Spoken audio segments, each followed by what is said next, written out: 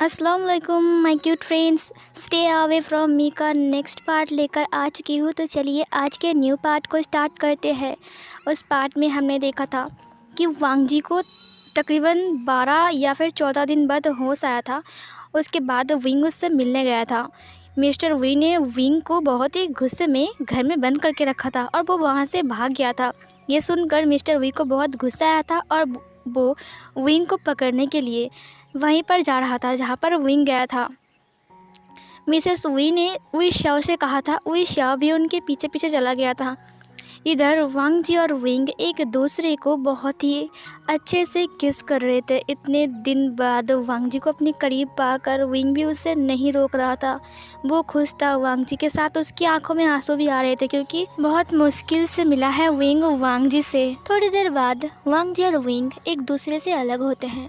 अलग होने के बाद वांग जी ने विंग की गालों को सहलाते हुए कहा, बोबो तुमने कुछ खाया है कि नहीं? विंग ने अपने सिर को नाम में हिलाते हुए कहा, नहीं। वांग जी ने कहा, क्यों नहीं खाया तुमने? तबीयत खराब हो जाएगी ना? विंग ने कहा, तुम्हें पता है कुछ दिन से ना सच में तबीयत खराब है मेरी। वांग जी ने विंग के फेस को पकड़ा। उसने कहा, बोबो तुमने क्या किया है? अच्छे से खाना नहीं खाया क्या? 1-2 हफ्ते क्या मैं बेहोश था और तुमने खाना छोड़ दिया?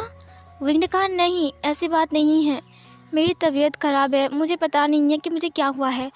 और तुम्हें एक बात बताऊं, पापा ना मुझसे बहुत नाराज़ है। पता नहीं मैंने क्या किया है, बस वो मुझसे बहुत गुस्सा है। पता है उन्होंने क्या किया था?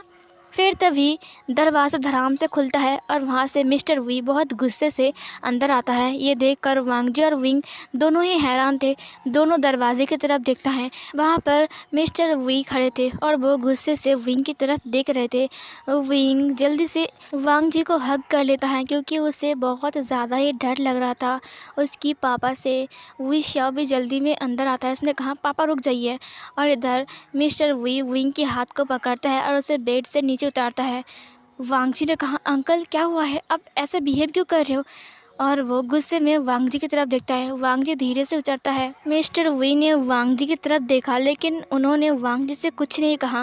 वो बहुत गुस्से में थे और वो विंग को खींचकर वहाँ से ले जाने लगे। वी शाओ ने उनकी फादर को रोका। उसने कहा, पापा हम बैठकर बात कर सकते हैं, प्लीज़ विंग को कुछ मत करना। वांग जी ने विंग के हाथ को पकड़ लिया और फिर मिस्टर वी ने वांग जी की तरफ देखा। उसने देखा कि वांग जी ने विंग के हाथ को कस के पकड़ के रखा है। मिस्टर वी ये देखकर हैरान था। उसने वांग जी की तरफ गुस्से से देखा। वांग जी ने कहा, आप विंग से गुस्सा हो? मुझे पता नहीं कि आप किस लिए गुस्सा हो। क्या हुआ है अंकल, क्या आप बताएंगे? विंग ने कहा कि आप उससे 2 दिन से गुस्सा हो। क्या बात है, विंग ने ऐसा क्या किया है जो आप उनसे इतना गुस्सा हो? मिस्टर वी बड़ी बड़ी आंखों से वांग जी की तरफ देख रहे थे लेकिन वांग जी ने विंग के हाथ को बिल्कुल भी नहीं छोड़ा। मिस्टर वी ने विंग और वांग जी के हाथ को देखा। विंग की आंखों में आंसू थे। विंग रो रहा था और वांग जी भी उसके हाथ को कस के पकड़ के रखा था। एक तरफ मिस्टर वी ने विंग के हाथ को पकड़ के रखा था और दूसरी तरफ वांग जी ने विंग के हाथ को पकड़ के रखा था।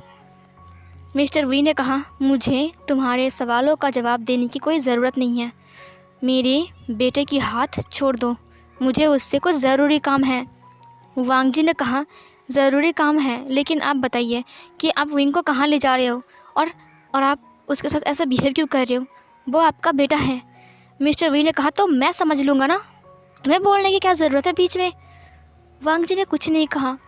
इधर सिचैन को कुछ गड़बड़ लगता है, इसलिए सिचैन ने अपने अंकल को कॉल किया। लैन चरन और मैडम लान वहाँ पर आ चुके थे। इधर Mrs Wei, madam Yu, Jiang Feng म्यान सब लोग आ गए थे। जियांग चंग ने कहा, मॉम ये सब क्या हो रहा है? अंकल यहाँ पर आके ऐसा सीन क्रिएट कर रहे हैं। आप लोग अंकल को समझाइए, अगर उन्होंने विंग को कुछ कर दिया तो। मिसेस वी रोने लगी। मैडम यू मिसेस वी को समझा रही थी। इधर वांग जी ने कहा, अंकल बताया नहीं कि आप विंग को ऐसे खींच कर क्यों ले जा रहे हो? कहाँ ले जा रहे हो आप विंग को? मिस्टर वी ने कहा, तुम्हें इसका जवाब मैं क्यों दूँ? विंग मेरा बेटा है, इसीलिए मैं विंग को कहाँ ले जाऊँगा, कहाँ नहीं ले जाऊँगा, क्या वो सब कुछ मुझे तुम बताओगे? लैन चरण अंदर आते हुए कहा, क्या हुआ है वांग जी, ये कैसा बिहेव है? अंकल से तुम कैसे बात कर रहे हो? वांग जी ने कहा, मैंने तो बस पूछा कि वो विंग को कहाँ ले जा रहे हैं, वो भी इतना खींच के। क्यों, विंग ने ऐसा क्या किया है? ये सुनकर मिस्टर वी ने कहा, मिस्टर लैन चरण अपने नेफ्यू को समझाइए, ये हमारा फैमिली मैटर है, इसमें उसे आने के लिए मना कीजिए, नहीं तो। वांग जी ने कहा मैं आऊँगा क्योंकि इसमें विंग है। लैन चरण ने कहा वांग जी चुप रहो। वांग जी ने कहा क्यों चुप रहो, ये विंग को ऐसे खींच कर ले जा रहे हैं, क्यों, विंग ने ऐसा क्या किया है। और मिस्टर वी ने विंग की तरफ गुस्से में देखा। विंग ने अपने फादर के हाथ को छुड़ा लिया। उसने कहा मैं नहीं जाऊंगा, मुझे आपके साथ नहीं जाना है, आप जाकर मुझे कमरे में फिर से बंद कर दोगे। मिस्टर वी ने कहा विंग मेरे साथ चलो, अभी इसी वक्त हम तुम्हें लेकर डॉक्टर के पास जाएंगे। विंग ने कहा मुझे नहीं जाना है, नहीं जाना है, मुझे मुझे मुझे लहन जैन के साथ रहना है, उसकी तबीयत ख़राब है, मैं उनसे मिलने आया था और आप ऐसे बिहेव क्यों कर रहे हो मेरे साथ। मिस्टर वी ने कहा मेरे साथ चलो। वी श्याओ ने कहा पापा आप रहने दीजिए, मैं विंग को समझा कर ले जाऊँगा। मिस्टर वी ने कहा बस तुमने बहुत कुछ कर लिया है विंग, अभी इसी वक्त तुम मेरे साथ चलोगे। विंग ने कहा मुझे नहीं जाना है, मुझे वापस से उसे बंद कमरे में नहीं जाना है, मुझे लैन जैन के साथ बात करनी है, उसने मेरी जान बचाई है। मिस्टर वी ने कहा तुम मेरे साथ जाओगे कि नहीं। वांग जी ने विंग के हाथ को कस के पकड़ा। विंग ने भी वांग जी के हाथ को कस के पकड़ते हुए कहा नहीं जाऊंगा, मुझे नहीं जाना है। तभी मिस्टर वी ने विंग को एक थप्पड़ मारा। विंग की फेस टेढ़ी हो गई। विंग ने अपनी गाल के ऊपर हाथ रखा। मिस्टर वी ने कभी भी विंग के ऊपर हाथ नहीं उठाया, आज पहली बार उन्होंने विंग के ऊपर हाथ उठाया। मिसेस वी जाकर विंग की सामने खड़ा हो जाती है। उसने कहा ये क्या किया आपने, जो काम आपने कभी नहीं किया वो काम आपने आज क्यों किया, आपने उसके ऊपर हाथ क्यों उठाया, आपने उसे कितने प्यार से पाला है। विंग ने कहा हटो मॉम, मारने दो पापा को, हज उन्हें मारने दो, ठीक है मारिए मुझे, आपको जितना मारना है मार लीजिए। ये लीजिए अपने इस गाल पे मारा ना, अब आप इस गाल पे भी मारिए, मार डालिए मुझे, मेरा गला दबा दीजिए, मुझे जहर पिला दीजिए, लेकिन मैं उस कमरे में नहीं जाऊँगा। मिस्टर वी की आंखों में आंसू आ गए। वो नीचे बैठ गए, धड़ाम से घुटने टेक कर नीचे बैठ गए। उसके पास वी श्याओ बैठते हुए कहा पापा शांत हो जाइए, सब कुछ ठीक हो जाएगा। फिर मिस्टर वी ने कहा कैसे ठीक होगा, इसने जो किया है क्या तुम्हें लगता है कि सब कुछ ठीक हो जाएगा इतनी जल्दी से, इतनी आसानी से। विंग ने वांग जी के हाथ को छोड़ा और वो बैठ गया अपने फादर के पास। विंग की आंखों में भी आंसू थे, विंग के पापा भी रो रहे थे। विंग ने कहा पापा बताइए ना, मैंने ऐसा क्या काम किया है जिसकी वजह से आप मुझसे इतना नाराज़ हो, मैंने ऐसा क्या काम किया है जिसकी वजह से आपने मुझे कमरे में बंद कर दिया था। क्यों मेरा चेहरा आपको नहीं देखना है, मैंने क्या किया है पापा, मैंने क्या किया है बोलिए ना। फिर मिस्टर वी ने विंग को हग कर लिया। उसने कहा मुझे माफ़ कर दो, मुझे माफ़ कर दो, मैंने तुम्हारे ऊपर हाथ उठाया, जो काम मैंने कभी नहीं किया है। तुम इतने बड़े हो गए हो, लेकिन वो काम मैंने आज किया।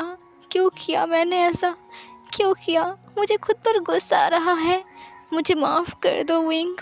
विंग ने अपने पापा को हग किया और उन्होंने कहा विंग बेटा मैं अब क्या करूँगा, मैं जब सबको पता चलेगा इसके बारे में तब मैं किसको मुंह दिखाऊँगा, क्या होगा, बोलो ना विंग बेटा। विंग ने कहा पापा मैंने ऐसा क्या किया है जो आप मेरी वजह से किसी को मुंह दिखाने के लायक नहीं बचे, मैंने क्या किया है मुझे खुद समझ में नहीं आ रहा है।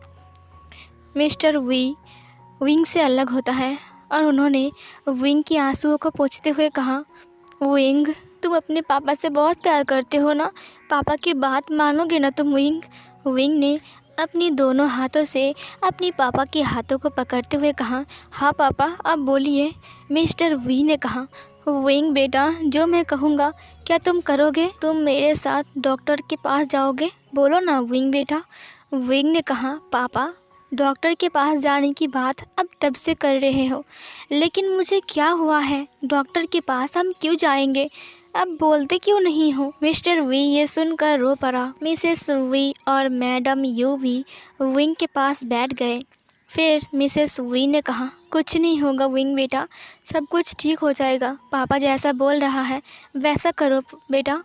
विंग ने कहा लेकिन मैं क्या करूं, मुझे क्या हुआ है, मैं तो बिल्कुल ठीक हूँ। मैडम लान और लैन चरण ने कहा यहाँ पर क्या हो रहा है, पहले मिस्टर वी आप इतने गुस्से में थे, अब आप विंग को डॉक्टर के पास जाना चाहते हैं लेकर, लेकिन क्यों, असल में क्या हुआ है, हमको आप लोग कुछ बताएंगे।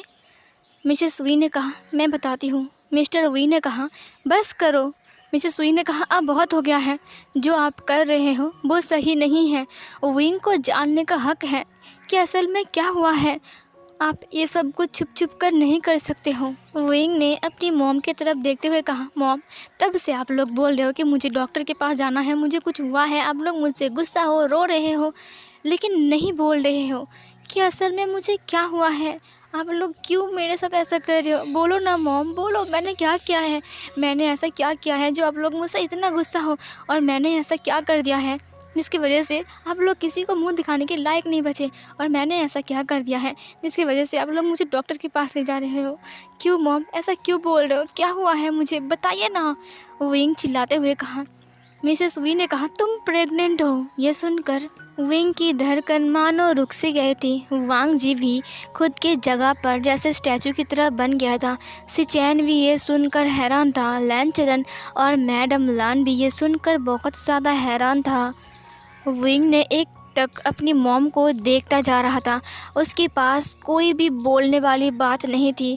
मिसेस वी ये बोलने के बाद बहुत ही ज़्यादा रोने लगती हैं। उसकी रोने को देखकर मिस्टर वी, मैडम यू और जियांग चैंग की आंखों में भी आंसू आ जाते हैं। मिस्टर वी ने रोते हुए कहा, तुम्हें अब क्या लगता है कि जब दुनिया वालों को पता चलेगा कि तुम अनमैरिड हो और तुम्हारे अंदर एक जान पल रही है, तब बताओ मैं किसको मुँह दिखाऊंगा? विंग ने कुछ नहीं कहा। उसने कहा, क्या ये सच है? मिसेस वी ने कहा, हाँ ये सच है। उस दिन तुम बेहोश हो गए थे और तुम होश में नहीं आ रहे थे। हमने डॉक्टर को बुलाया था तो उन्होंने चेक किया तो पता चला कि तुम, और फिर ये बोलकर वो रोने लगी। विंग ने कुछ नहीं कहा। विंग ने वांग जी की तरफ देखा। वांग जी भी हैरान होकर विंग की तरफ ही देख रहे थे। मिस्टर वी ने कहा, अब बताओ तुमसे कौन शादी करेगा जब किसी को पता चलेगा ये सारी बात? तुमने किसके साथ क्या किया है मुझे कुछ नहीं पता, लेकिन जो कुछ भी हुआ है उसकी जिम्मेदारी तुम पर जाती है विंग। अब बताओ तुम क्या कह रहे हो? अब बताओ तुम्हारे साथ क्या किया जाए और इस बच्चे के साथ क्या किया जाए जो तुम्हारे टमी में पल रहा है। बताओ हम क्या करें विंग? क्या दुनिया वालों को बता दें कि तुम एक अनमैरिड ओमेगा, वो प्रेग्नेंट हो गए हो, और सब लोग मुझसे नफ़रत करने लगे, हज़ारों बातें बनाने लगे? बताओ विंग, या फिर तुम एबॉर्शन कराने जाओगे? विंग ने कहा, मैं ऐसा नहीं कर सकता हूँ। और फिर ये बोलकर विंग उठ गया। उसने अपनी पेट के ऊपर हाथ रखा। उसने कहा, एक मॉम होकर अपने बच्चे को मैं कैसे मार सकता हूँ? मैं ऐसा नहीं कर सकता हूँ। मिस्टर वी ने कहा, विंग, जब किसी को पता चलेगा तो कोई भी तुमसे शादी नहीं करेगा, कोई अल्फ़ा तुम्हारा हाथ नहीं पकड़ेगा। वांग जी जो कि वहाँ पर चुपचाप खड़ा हुआ था वो आगे आता है। वांग जी ने बस आगे आया और फिर वो विंग की तरफ देखा। विंग की आंखों में आंसू थे। वांग जी ने मिस्टर वी की तरफ देखते हुए कहा, मैं लूँगा, मैं पकड़ूंगा इसका हाथ। ये सुनकर मिस्टर वी ने तुरंत वांग जी की तरफ देखा। वांग जी अपने घुटने टेक कर नीचे बैठ गया। ये करते हुए देखकर लैन चैन भी हैरान थे। सिचैन को पता था कि वांग जी अब क्या बोलने वाला है। सिचैन ने अपनी आंखें बंद कर लिया। मैडम लान ने कहा, वांग जी ये तुम क्या बोल रहे हो? वांग जी ने कहा, हाँ मॉम, मैंने ये सब कुछ किया है, ये सब कुछ मेरी वजह से हुआ है। इसीलिए अगर विंग के हाथ को पकड़ना है किसी को तो वो मैं हूँ। ये सब कुछ मैंने किया है, इसमें विंग की कोई गलती नहीं थी। मैं ही विंग के करीब गया था, इसमें विंग की कोई गलती नहीं थी। प्लीज़ आप विंग को कुछ मत बोलना। अगर कोई आपका गुनहगार है तो वो मैं हूँ।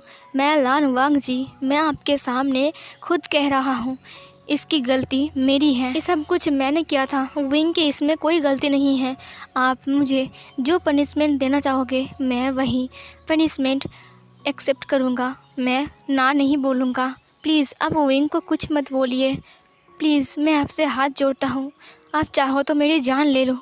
ये सुनकर मिस्टर वी ने कहा, तुम? और फिर उसने वांग जी को एक थप्पड़ मारा। उसने कहा, तुम्हें पता भी है कि तुमने क्या किया है और तुम बेशरम किस तरह मेरे सामने बोल रहे हो? वांग जी ने कहा, हाँ मुझे पता है कि मैंने क्या किया है। मिस्टर वी ने कहा, क्या फ़ायदा? अब इसका क्या फ़ायदा? तुम्हारी माफ़ी मांगने से या फिर तुम्हें पनिशमेंट देने से सब कुछ बदल नहीं जाएगा। मेरी बेटी की ज़िंदगी बर्बाद हो चुकी है। अब कोई भी अल्फ़ा उसका हाथ नहीं पकड़ेगा और ना ही कभी उसकी शादी होगी। ये सब कुछ क्या हो गया विंग? मैंने कितना सपना देखा था। वांग जी ने कहा, अंकल आपको ऐसा क्यों लगता है कि कोई भी विंग से प्यार नहीं करेगा और कोई भी विंग का हाथ नहीं पकड़ेगा? सब लोग विंग से नफ़रत करेंगे। और किसने कहा है कि विंग की शादी कभी नहीं होगा, कोई भी विंग से शादी नहीं करेंगे। आपको क्यों लगता है अंकल? मिस्टर वी ने कहा, तो फिर कौन करेगा बोलो तुम? क्यों, तुमने ऐसा क्यों किया मेरे बेटे के साथ? वांग जी उठकर खड़ा हो गया। उसने विंग के हाथ को पकड़ा। उसने कहा, मैं करूँगा। ये सुनकर सब लोग वांग जी की तरफ देखने लगे। वांग जी ने कहा, मॉम, अंकल, गगा, मुझे पता है कि विंग मुझसे एज में बड़ा है और मैं उससे छोटा हूँ, लेकिन मैं जो कहने जा रहा हूँ वो आप सबको सुनने की ज़रूरत है। ये कोई छोटी बात नहीं है। वांग जी ने कहा, अगर विंग मेरी बेबी से प्रेग्नेंट है तो मैं करूँगा विंग से शादी, क्योंकि ये बेबी मेरी है। इसीलिए विंग के ऊपर मेरा हक है और मेरी बेबी के ऊपर भी। आप इसका एबॉर्शन नहीं करवा सकते हो। मिस्टर वी ये देखकर उसकी आंखों में आंसू आ गए थे। मैडम लान की आंखों में भी आंसू आ गए थे। मैडम लान ने कहा, वांग जी बेटा, तुमने सही फैसला किया है। ये बोलकर वो विंग के पास आता है। उन्होंने विंग की फेस को पकड़ा। उन्होंने कहा, कोई फ़र्क नहीं पड़ता कि विंग तुमसे एज में कितना बड़ा है। अगर तुम विंग से सच में प्यार करते हो और उसके साथ रहना चाहते हो तो मुझे ये रिश्ता मंजूर है। ये सुनकर वांग जी तो पूरा ही खुश था। लैनचरण खुश थे क्योंकि विंग का फादर इस सिटी का सबसे बड़ा बिजनेसमैन है और अगर वांग जी के साथ विंग जुड़ जाएगा तो फिर उनकी भी हालत कुछ अलग सी बन जाएगी। इसीलिए लैनचरण तुरंत मान जाते हैं इन रिश्ते को। ये सुनकर तो विंग का फादर बहुत ही ज़्यादा खुश थे। सब लोग स्माइल कर रहे थे। वांग जी ने कह दिया था कि मैं विंग से जल्दी ही शादी करना चाहता हूँ और विंग की सारी जिम्मेदारी अब मैं लूँगा और बेबी का भी ध्यान रखूँगा। और ये बोलकर उसने विंग की तरफ देखा। विंग, जो कि इतने टाइम तक रो रहा था, वो वांग जी की बात सुनकर हल्के से स्माइल करता है। वांग जी ने कहा, विंग, चाहे कुछ भी हो जाए मैं तुम्हारा साथ नहीं छोड़ूंगा विंग। पहले पहले मिस्टर वी कुछ सोच रहे थे कि शादी के लिए वो हाँ करें कि नहीं, लेकिन बाद में सब लोग जब उसे मनाने लगे ना तो मिस्टर वी भी सब कुछ भूल कर फिर उनके रिश्ते को मान लेते हैं, क्योंकि विंग प्रेग्नेंट है। अब क्या कर सकते हैं। अब अगर विंग के बच्चे को वो लोग एबॉर्शन करवाएंगे ना तो एबॉर्शन की वजह से ना विंग अपने फादर से हेट करने लग सकता है। इसीलिए उसने सब कुछ भूल कर इस रिश्ते को एक्सेप्ट कर लिया और उसने वांग जी को एक्सेप्ट किया और उन दोनों की शादी की बात किया। वांग जी ने कहा, मैं जल्दी से ही विंग से शादी करना चाहता हूँ। मिस्टर वी ने कहा, लेकिन अभी तुम बहुत वीक हो, पहले आराम करो, बाद में बात करेंगे। वांग जी ने अपने सिर को हाँ में हिला दिया। इधर सिचैन के पास एक कॉल आता है। सिचैन कॉल को अटेंड करता है। उसके बाद सब लोग सिचैन से पूछते हैं कि क्या बात है। सिचैन ने कहा, बेन रोहान को पुलिस ने अरेस्ट कर लिया है और उसके बदले मुझे प्रिंसिपल बनाया जा रहा है। ये सुनकर लैनचरण तो बहुत खुश थे। लैनचरण की खुशी के ठिकाने ही नहीं थे। मैडम लान भी बहुत खुश थी। और वांग जी ने अपने भाई की तरफ देख कर कहा, भैया आप अपना बेस्ट देना, ऑल द बेस्ट। मुझे लगता है कि आप एक गुड प्रिंसिपल बन सकते हो। लैनचरण ने स्माइल किया और हाँ में सिर हिलाया। फिर वांग जी अपने अपने घर जाते हैं। विंग भी अपना घर जाते हैं। फिर एक दिन मिस्टर वी ने विंग को और वांग जी को कुछ बात करने के लिए अपने पास बुलाया। वांग जी विंग के घर आया था मिस्टर वी से बात करने के लिए। विंग को लगा शायद आज उन दोनों की शादी की बात चलेगी, इसीलिए वांग जी अपना कॉलेज कंप्लीट करने के बाद विंग का घर आ चुका था। विंग की ख्याल मैडम यू और मिसेस वी बहुत अच्छे तरीके से रख रहे थे। यहाँ तक कि जियांग जेंग भी विंग का बहुत ख्याल रख रहा था, क्योंकि अब विंग प्रेग्नेंट है। वांग जी घर के अंदर आता है। सबसे पहले उसने मिस्टर वी को हेलो बोला, फिर वो विंग की तरफ देखा, उसने विंग को भी हेलो बोला, सब लोगों को हेलो बोला। फिर मिस्टर वी ने कहा, वांग जी तुमसे कुछ ज़रूरी बात करनी है, तुम बैठ जाओ। वांग जी बैठ गया। फिर उसे कॉफ़ी सर्व करने के लिए एक सर्वेंट आता है। फिर वांग जी ने कहा, अंकल अगर आपको शादी के बारे में बात करनी है तो आपने मेरी अंकल को क्यों नहीं बुलाया, आपने मुझे ही क्यों बुलाया है। मिस्टर वी ने कहा, शादी के बारे में नहीं, कुछ ज़रूरी सिलसिले से तुम्हें यहाँ पर बुलाया हूँ। वांग जी ने कहा, ज़रूरी। मिस्टर वी ने कहा, तुम्हारा सेकेंड ईयर चल रहा है ना। वांग जी ने कहा, हाँ मेरा सेकेंड ईयर चल रहा है। मिस्टर वी ने कहा, तो इसका मतलब अब तक तुम्हारी पढ़ाई कंप्लीट नहीं हुई है और ना ही तुम बिज़नेस में इन्वॉल्व हो। ये सुनकर वांग जी ने अपने सिर को हाँ में हिलाया। उसने विंग की तरफ देखा, उसे डर लग रहा था कहीं मिस्टर वी शादी को तोड़ तो नहीं देंगे ना। फिर इधर मिस्टर वी ने कहा, और विंग भी अभी प्रेग्नेंट है, उसे भी आराम की ज़रूरत है। फिर वांग जी ने कहा, आप क्या कहना चाह रहे हो। मिस्टर वी ने कहा, देखो वांगजी बेटा, मेरी बात सुनो।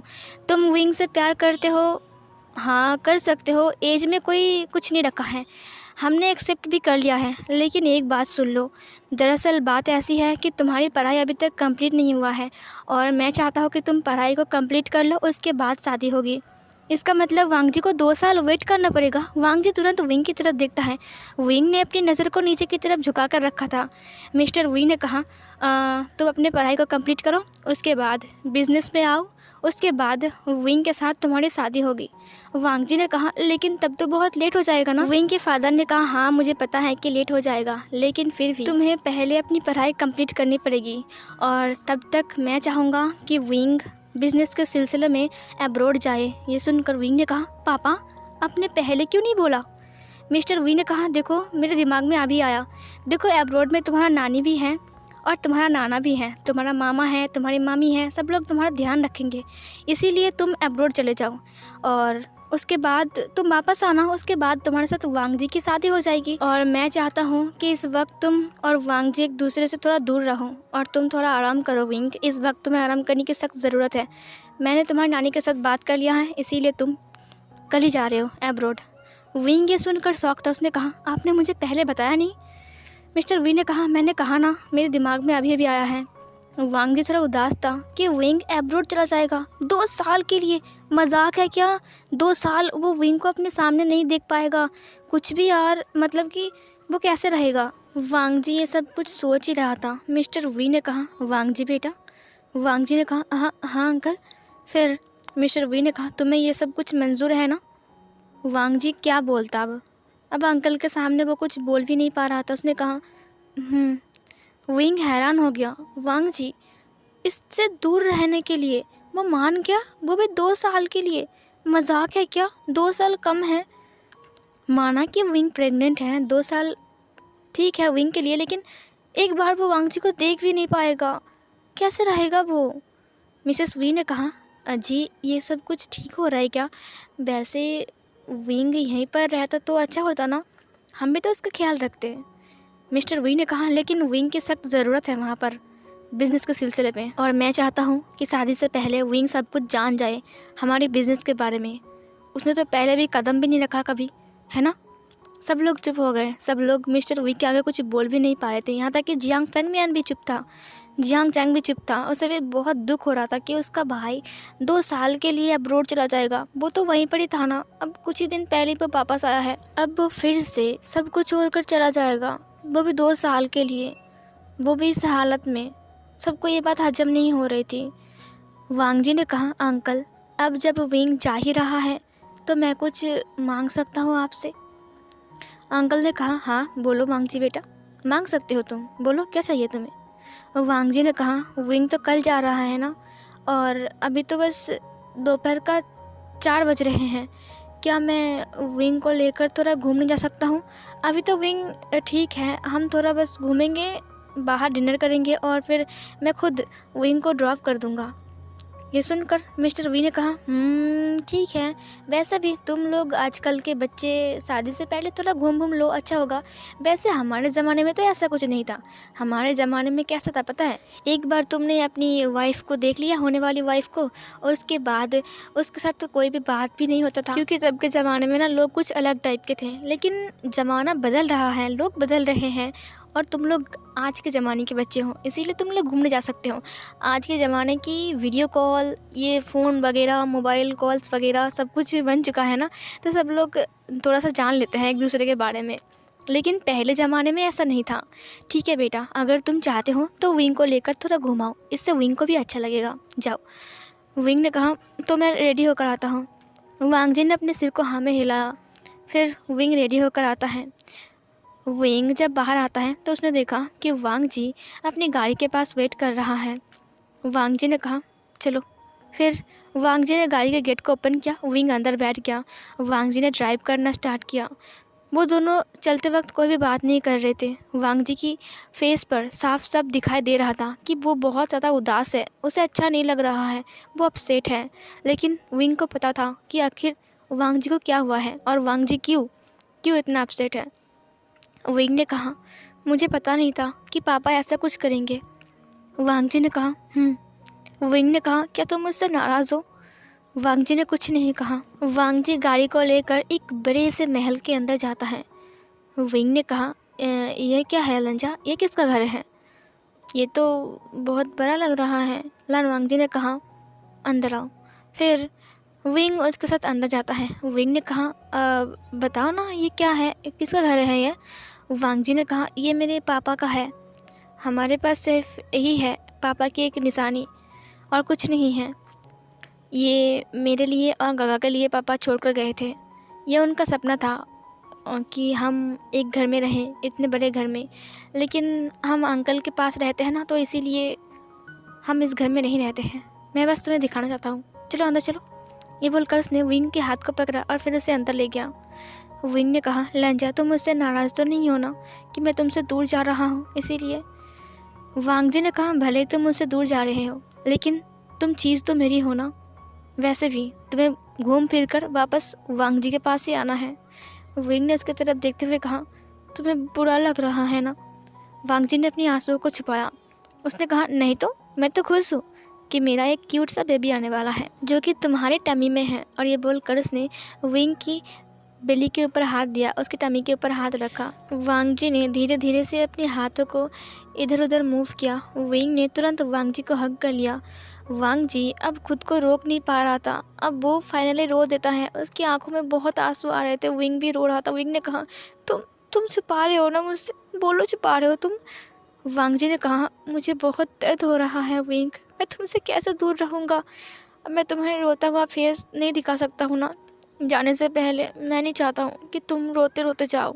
मैं चाहता हूँ कि तुम हैप्पी जाओ, बहुत खुश रहो, बिज़नेस को संभालो और फिर एक हेल्दी बेबी को बर्थ दो। उसके बाद तुम मेरे पास फिर से वापस आओगे और वहाँ पर तो सब लोग हैं। मुझे लगता है कि वहाँ पर तुम्हारी कोई भी शिकायत नहीं होगी कि किसी ने तुम्हारी ख्याल नहीं रखा, क्योंकि तुम्हारे मामा मामी, तुम्हारा नाना नानी, सब कुछ तुम्हारा वहाँ पर है। विंग ने कहा, सब है, लेकिन तुम नहीं हो ना लंजा। फिर ये बोलकर उसने लान वांग जी की फेस की तरफ देखा। लान वांग जी ने अपनी आंसुओं को पोंछा। उसने कहा, अब नहीं रोएगा विंग, नहीं रोएगा विंग, स्ट्रांग है ना। ये बोलकर उसने विंग के आंसुओं को पोंछा। वांग जी ने कहा, मुझे लगता है कि विंग एक छोटा बच्चा है और मैं एक बड़ा बच्चा हूँ। देखो विंग कैसे रो रहा है, मैं थोड़ी ना रो रहा हूँ। वांग जी ने कहा, विंग मुझे प्रॉमिस करो कि तुम अपना ख्याल रखोगे, है ना? विंग ने कहा, फिर विंग ने लान वांग जी की लिप्स पर एक छोटा सा किस किया। इसकी वजह से लान वांग जी ने भी विंग के लिप्स पर किस करना स्टार्ट कर दिया और फिर वो दोनों एक दूसरे को किस करते गए। धीरे धीरे करके उन दोनों ने एक दूसरे के कपड़े को भी उतार दिया था। अब दोनों एक दूसरे के पास नेकेड थे। वांग जी ने धीरे से विंग के नेक को स्मेल किया और उसे सक करना स्टार्ट किया। उसकी नेक को बाइट किया, उसकी नेक पर बहुत सारे किसेस किया। उसके बाद वो लोग सोफ़े के ऊपर आए। उसके बाद वो विंग को बहुत प्यार करने लगा। वो दोनों ही नेकेड थे और एक दूसरे के साथ जुड़ चुके थे।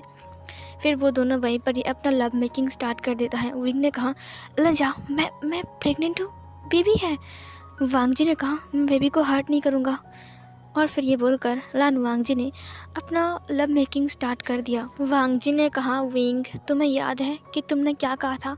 वो अपने आप को मूव करते हुए कहा, तुमने कहा था कि मैं जितना राउंड चाहूँ उतना राउंड ले सकता हूँ। हाँ मुझे पता है कि इस वक्त तुम्हारी तबीयत ठीक नहीं है और तुम प्रेग्नेंट हो, लेकिन एक बात गौर से सुन लो, जब शादी हो जाएगी ना, जब तुम नाइट में मेरे पास आओगे ना, उस दिन मैं बताऊँगा कि मैं क्या चीज़ हूँ। और तुमने मुझे कहा था ना कि मैं जितना चाहे उतना राउंड ले सकता हूँ, उस दिन मैं जितना चाहे उतना राउंड लूँगा। तुम मुझे रोकने वाले कोई नहीं होते हो उस वक्त, समझे? विंग ने वांग जी की तरफ देखा हैरानी से। वांग जी अपने आप को मूव करता गया। फिर उन दोनों का लव मेकिंग चलता गया। फिर फाइनली ख़त्म होता है। उसके बाद वांग जी और विंग एक दूसरे से अलग होते हैं और फिर वो लोग फ्रेश होते हैं और फिर वो लोग डिनर करते हैं। रात को वांग जी ने विंग को उसके घर पर छोड़ दिया था। सुबह विंग का फ़्लाइट था। सुबह जल्दी से वांग जी उसके घर आ गया था ताकि वो विंग को एयरपोर्ट तक ड्रॉप कर सके। वांग जी उदास तो था, लेकिन वो विंग को दिखा नहीं रहा था ताकि विंग भी ना सैड हो जाए। जब वो विंग को एयरपोर्ट पर ड्रॉप करता है ना, तब उसकी आंखों में आंसू आ गए थे, लेकिन उसने खुद को कंट्रोल किया। उसने कहा, नहीं लंजा नहीं, तो ऐसा नहीं कर सकता है। अगर तूने रोया ना तो विंग भी बहुत रोएगा, जिसके लिए अच्छी बात नहीं है ये। विंग प्रेग्नेंट था। उसे पता है कि ये सब सफ़र करना अच्छी बात नहीं है, लेकिन उसे जाना पड़ेगा बिज़नेस के सिलसिले में। इसीलिए विंग फाइनली राज़ी हो गया और वो चला गया वांग जी को छोड़कर। विंग भी रो रहा था और वांग जी भी बहुत रो रहा था। वांग जी ने लास्ट में विंग को हग करके सिर्फ यही कहा, तुम चिंता मत करो, 2 साल बाद जब तुम मेरे पास वापस आओगे ना, तब मैं तुम्हें कहीं जाने नहीं दूंगा। विंग रो रहा था, वांग जी ने उसे संभाला। वांग जी ने उसके लिप्स पर एक छोटा सा किस किया। उसने कहा, जाओ विंग, 2 साल बाद तुम्हें लान वांग जी के पास वापस आना पड़ेगा और उसके बाद लान वांग जी तुम्हें अपना प्यार दिखाएगा। फिर विंग उसे वहाँ से गुड बाय बोलकर चला गया, लेकिन लान वांग जी वहीं पर ही था और वो रो रहा था। वो जब प्लेन को वहाँ से जाते हुए देखता है तो वो टूट जाता है। वो बहुत रो रहा था। उसने कहा, विंग, मैं तुम्हारे बिना कैसे रहूँगा, जल्दी से वापस आ जाना विंग, तुम्हारे बिना अच्छा नहीं लगता है। वहाँ पर विंग की फैमिली थी, लान फैमिली थी और जियांग चैंग और वेंचिंग भी थी, मियान मिया थी, सब लोग थे। जियांग चैंग ने वांग जी के कंधों पर हाथ रखा। उसने कहा, लान वांग जी, अब मेरी बात सुन लो। विंग जब तक वापस नहीं आएगा तब तक अच्छे से पढ़ाई कर कर साबित कर देना कि तुम परफेक्ट हो विंग के लिए। लान वांग जी ने रोता हुआ फेस बनाकर चैंग की तरफ देखते हुए हाँ में सिर हिलाया। चैंग ने कहा, हम लोग साथ में हैं ना, तुम चिंता मत करो, 2 साल बहुत जल्दी बीत जाएंगे। वांग जी ने फिर से अपने सिर को हाँ में हिलाया। उसने कहा, विंग, मैं तुम्हारा इंतज़ार करूँगा। और फिर ये वाला पार्ट यहीं पर ही ख़त्म होती है।